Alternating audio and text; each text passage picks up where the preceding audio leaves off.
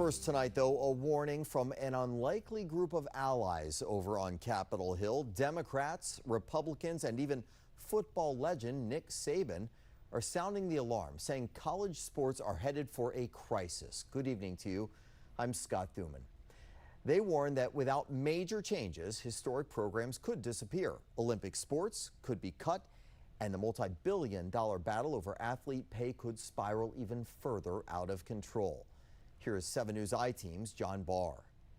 We agreed today that college athletics are in crisis, and we agree that the system is broken and unsustainable. In a rare show of agreement Wednesday, senators from both parties warned if something isn't done, college sports as we know it will cease to exist. In a few years, if we do nothing, we could lose dozens of historic football and basketball programs, not to mention tens of thousands of Olympic sports at colleges dependent on the revenue from football and basketball. Testifying before the Senate Commerce Subcommittee, one of the most respected voices in collegiate athletics, legendary former Alabama football coach Nick Saban. If you had the biggest, baddest Ferrari that you could ever have and it was going 150 miles an hour toward the Grand Canyon, somebody needs to tap the brakes. The topic of discussion was a bill co-sponsored by Senators Ted Cruz of Texas and Maria Cantwell of Washington. Called the Protect College Sports Act, it would cap athlete earnings at $20.5 million per school, limit athletes to one transfer without penalty. A second transfer would require a player to sit out for a year, and bar college coaches from taking other coaching jobs mid-season. That's the so-called Lane Kiffin rule. The former Ole Miss coach who left his team in the midst of a college football playoff to take a head coaching job at LSU.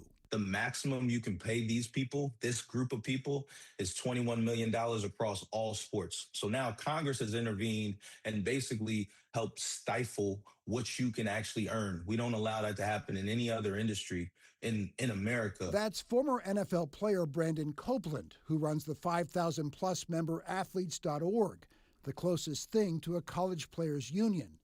He wants college athletes to be able to negotiate like a union. The players who put their bodies, their livelihoods, and their careers on the line to play these sports and generate billions of dollars every single year should be able to weigh in on these rules through a players' association. Nobody disputes these young stars should be able to get a piece of the $19 billion college sports pie, least of all Saban.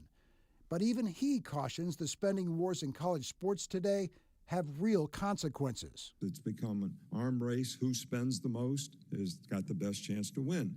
But I think it's a race to the bottom because if you don't spend to win, you lose your fan base and you don't have any revenue. Just since 2023, over 100 programs and more than 1,000 athletic scholarships and rosters in women and Olympic sports have been eliminated. And it's going to get worse. In Washington, John Barr, 7 News.